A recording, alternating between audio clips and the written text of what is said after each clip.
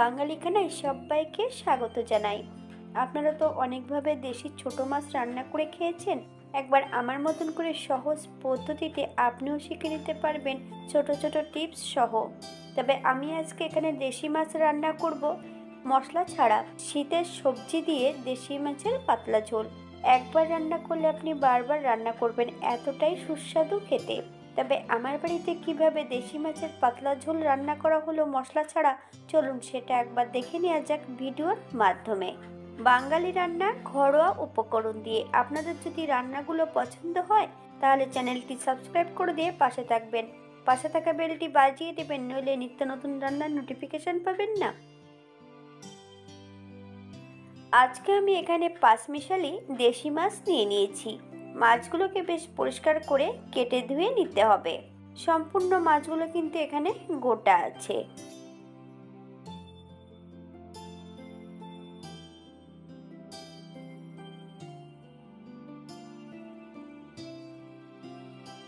এই পর্যায়ে আমি সম্পূর্ণ মাছগুলোকে কেটে ধুয়ে রেখেছি।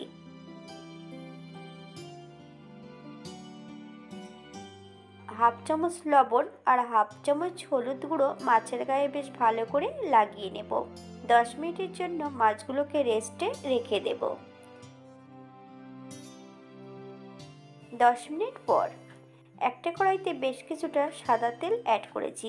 তেল গরম হওয়া পর্যন্ত অপেক্ষা করতে হবে। হাফ চামচ লবণ। এই পর্যায়ে আমি এক এক করে সম্পূর্ণ মাছগুলো ভেজে নেব। তবে এখানে মাছের পরিমাণটা বেশি আছে, আমি একবারে ভাজবো না, 2 থেকে 3 বারের মতন মাছগুলো ভেজে নিতে হবে।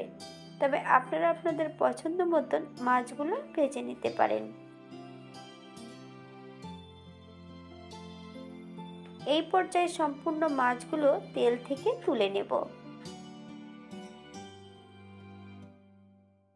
এখানে বেশ কিছুটা শীতের সবজি আমি নিয়ে নিয়েছি। ফুলকপি আগে থেকে একটু ভাপিয়ে নিয়েছি।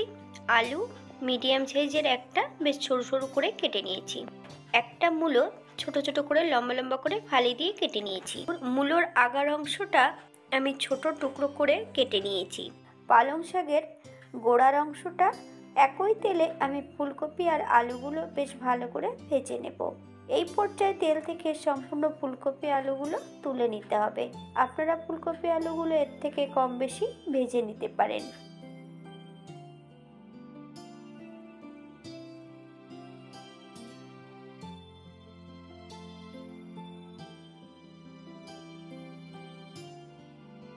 একই তেলে রান্না করব। ফোড়নে রেখেছি কালো জিরে, রাঁধুনি। ফোড়ন থেকে সুগন্ধ বেরোলে বেশ কিছুটা কাঁচা লঙ্কা ফালি দিয়ে অ্যাড করব। লঙ্কাগুলোকে বেশ খয়েরি হওয়ার আগ পর্যন্ত ভাজতে হবে। আপনারা আপনাদের সুবিধা মতন লঙ্কাগুলো ভেজে নিতে পারেন। লঙ্কা ভাজার এই পর্যায়ে অ্যাড করব সম্পূর্ণ সবজিগুলো। বেশ ভালো করে ভেজে নিতে হবে। আমি রান্নাটি করছি কিন্তু হাই ফ্লেমে।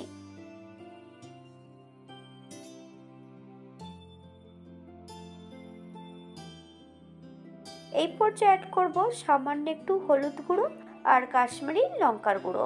বেশ 2 থেকে 3 মিনিটের মতন আবারও আমি হাই ফ্লেমে রান্না করে নেব।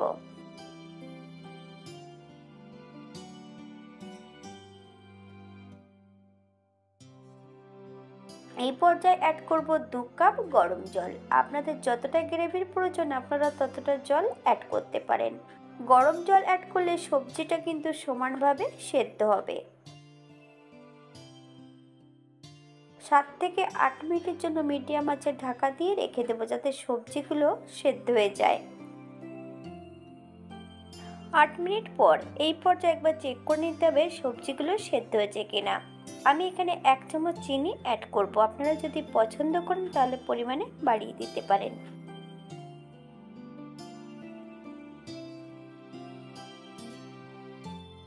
সম্পূর্ণ ভেজে রাখা মাছ এবং ধনেপাতা আর বেশ কিছুটা বেগুন আমি আগের থেকে ভেজে রেখেছিলাম, সম্পূর্ণটা এই পর্যায়ে অ্যাড করে দেব। হাই ফ্লেমে আবারও আমি 2 থেকে 3 মিনিটের মতন বেশ ভালো করে রান্না করে নেব।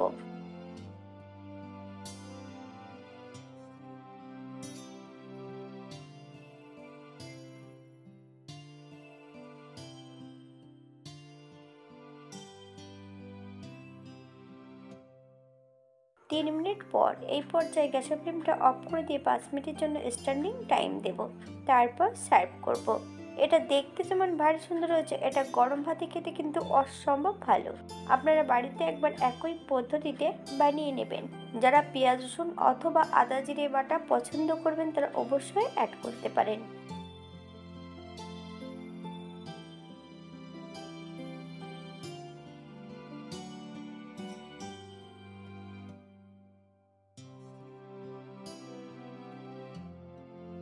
আজকের ভিডিওটি এই পর্যন্ত। সবাই সুস্থ থাকবেন, ভালো থাকবেন। অন্যদিন নতুন রেসিপি নিয়ে আপনাদের সামনে আবার আমি হাজির হব। নতুন ও পুরনো সকল বন্ধুদের অসংখ্য ধন্যবাদ ভিডিওটি দেখার জন্য। হাতে যদি সময় থাকে তাহলে একটা লাইক, কমেন্ট, শেয়ার করবেন।